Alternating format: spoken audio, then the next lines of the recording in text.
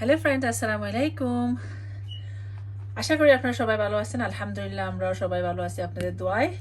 আবারও চলে আসলাম আপনার সাথে আমি মারিয়াম ইসলাম নতুন একটা ভিডিও নিয়ে। আজকে এত আহামরি কিছু না, আজকে জাস্ট আমি একটা ছোটোখাটো একটা ভিডিও করতেছি আপনাদের জন্য। আমি লাঞ্চ করতেছি, সেখানে আমি আজকে ইলিশ মাছ, এই যে ইলিশ মাছ এখানে দেখতেই পাচ্ছেন, ইলিশ মাছ দিয়ে আমি কচুরলতি দিয়ে রান্না করবো। এখন আমি ইলিশ মাছগুলোকে ফ্রাই করবো।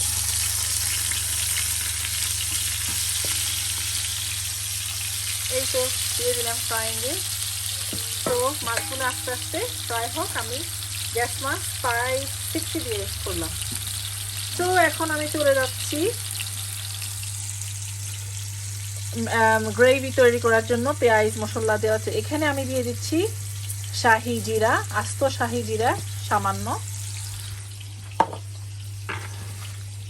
এখানে আমি কেটে রাখছি অলরেডি টমেটো। আমি জানি না আপনারা কচুরলতির মধ্যে টমেটো ব্যবহার করেন নাকি, আমি অবশ্যই ব্যবহার করি, আমি টমেটো দিই। এটা হচ্ছে হ্যালোপিনো যে মরিচটা আছে ওইটা, আর এটা তো নর্মাল কাঁচা মরিচ, আর এটা হচ্ছে পেঁয়াজ। তো এখন আমি পেঁয়াজগুলো দিয়ে দিলাম। বিসমিল্লাহ।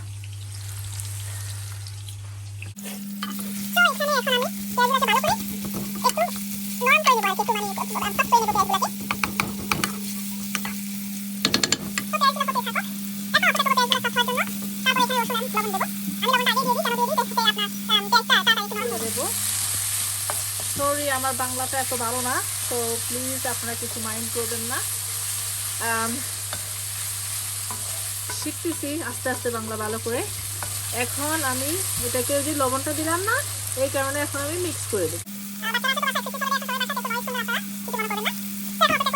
এখানে মাছটা ভাজি হচ্ছে।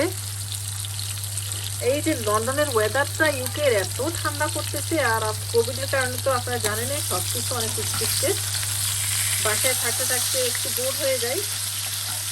তো চিন্তা করলাম যে একটা চ্যানেল খুলি, আপনাদেরকে একটু এন্টারটেইন করি। আশা করি আপনাদের ভালো লাগবে, আমাকে সাপোর্ট করবেন আপনারা সবাই।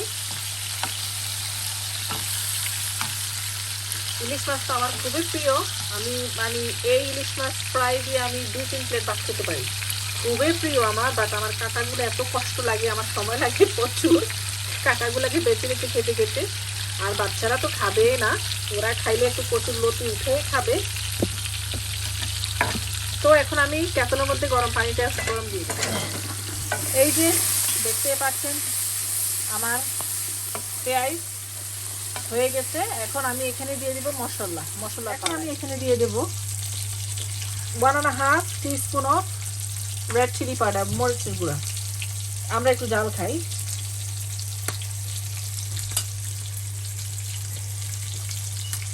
এখন আমি দিয়ে দেব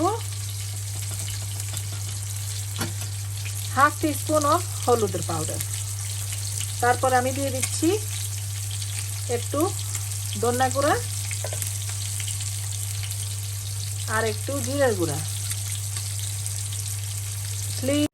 আমি বলতে ভুলে গেলাম আপনাদেরকে, এখানে আমি অলরেডি 1 টেবিল স্পুন আমি রসুন দিয়ে দিছি। রসুন একটু বেশি দিয়ে আমি কচুরলতিতে, কেন কচুরলতিতে তো একটু চুলকানি ভাব থাকে, রসুনটা একটু বেশি দিলে এটা টেনে যায়। সো এখানে আমি পানি দিয়ে দিলাম। এখন পানি দিয়ে এই কচুরলতিগুলোকে আমি দোকান থেকে আনছি, এটার কেজি 1/2 কেজি আনছি আমি, 4.5 পাউন্ড, 4.5 পাউন্ড অ্যাবাউট 450 টাকার মতন হয় দেশে। এটাকে আনি, কাটছি, কেটে আমি এটাকে একটু বাপ দিয়ে বাপ দিয়ে চুলার মধ্যে পরে আমি ঠান্ডা করে ফ্রিজারে রেখে দিছি। এইভাবে রাখলে আপনি অনেকদিন খেতে পারেন। তো এখন আপনি দেখতে পাচ্ছেন মাছগুলো হয়ে গেছে, আর আমি গ্রেভিটা ওই সাইডে এটা কষানোর জন্য আমি অপেক্ষা করতেছি যে মশলাগুলা। তো মাছটা হয়ে যাইলে আমি আমি আপনাদেরকে বললাম না, কচুরলতিটাকে আমি ছুলে কেটে বাপ দিয়ে ফ্রিজে রেখে দিছি। আজকে আর কোনো তরকারি বাসানো, তাই এটাই রান্না করতেছি। এখন আমি দিয়ে দিলাম কচুরলতিটা।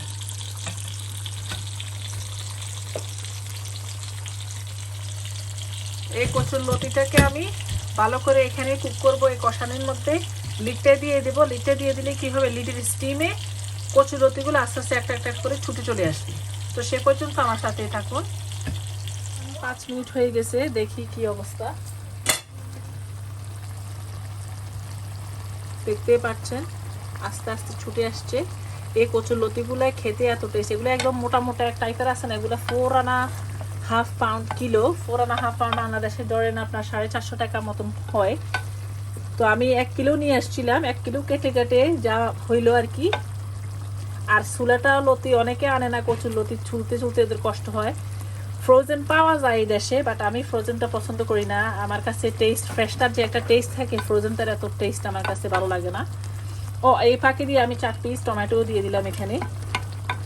এই যে আস্তে আস্তে ওনারা ছুটে ছুটে আসতেছে, দেখতেই পাচ্ছেন স্টিমে বাপে আস্তে আস্তে এগুলো আলাদা হয়ে যায়। আমি কচুর লতি তারপরে মাছ এগুলাম। তো এখন লিডটা দিয়ে দিব আর 10 মিনিটের জন্য। সো এই তো আমি এই ফাঁকে আসর আজান দিছে, নামাজটা পড়ে আসলাম। দেখা যাক এখন ওনার কি অবস্থা। মাশাআল্লাহ দেখতে পাচ্ছেন কষানি হয়ে গেছে, পানি শুকিয়ে গেছে। এখন আমি দিয়ে দেব এখানে গরম পানি।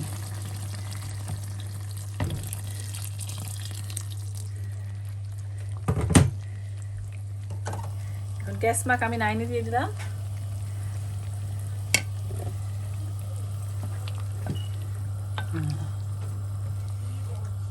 এটা একটু উতরাই উঠলে আমি মাছগুলো দিয়ে তারপরে গ্যাস মার্ক 6-এ দিয়ে আমি এটাকে রান্না করব।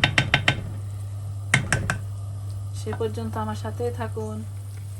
সো এই যে এখন আমি উপরে ইলিশ মাছগুলো একটা একটা করে দিয়ে দিচ্ছি। আমি মাছগুলো একটু আগেই দিয়ে দিই, যেন মাছগুলার লতি কচুর লতির ভিতরে ঢুকে মানে মাছের যে ইয়েটা আছে ওইটা যাতে টেস্টি করে আর কি। আই ডোন্ট নো কিভাবে বলে বাংলাতে। তারপরে আমি এটার মধ্যে একটু বাগারও দিয়ে দেব।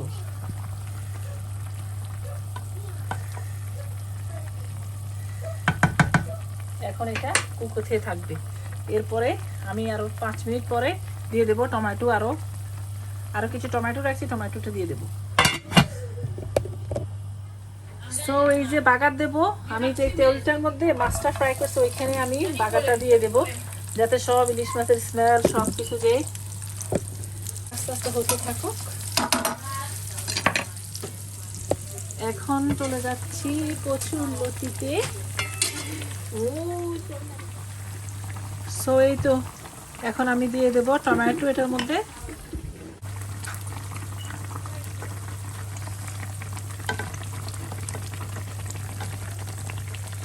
দেখতে পাচ্ছেন কি নাইসলি হয়ে আসছে। আমি কাঁচামরিচগুলোও দিয়ে দেবো। এখন আমি জাস্ট ঝোলটা একটু টেস্ট করে দেখবো কি অবস্থা। বিসমিল্লাহ। ও ইয়াম্মি, ভেরি নাইস। এই যে কাঁচামরিচগুলো দিয়ে দেবো, ধনিয়া পাতা নাই। রসুনগুলো হয়ে গেল, এখন দিয়ে দেবো আমি বাগার কচুর লতিতে। আপনারা তো জানেন বাগার দিলে যে কোনো তরকারির টেস্টটা 10 গুণে বাড়িয়ে দেয়। এটা সিঙ্গে রেখে দাও তো প্লিজ। আর আমাকে এই যে এটা দরকার ছিল। এই যে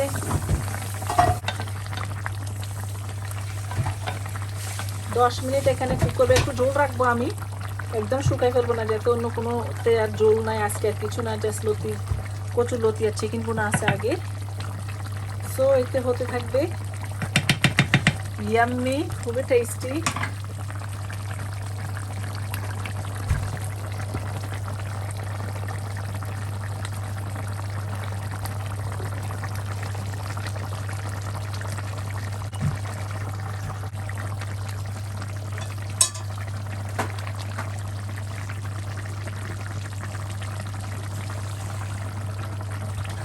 তো মজাদার কচুর লতি রান্না হয়ে গেল। এখন আমি চুলাটা বন্ধ করে দেব, আর ওই গরম চুলাতে থাকবে, ঝোলটা আর একটু টেনে। সো এই তো এটা হচ্ছে ফাইনাল প্রোডাক্ট আমার। সো এই তো আজকে ছোটোখাটো একটা ভিডিও ব্লগ করলাম আপনাদের জন্য আমার কচুর লতি রান্না। আশা করি আপনাদের ভালো লাগছে, আশা করি ভিডিওগুলো আপনাদের ভালো লাগবে।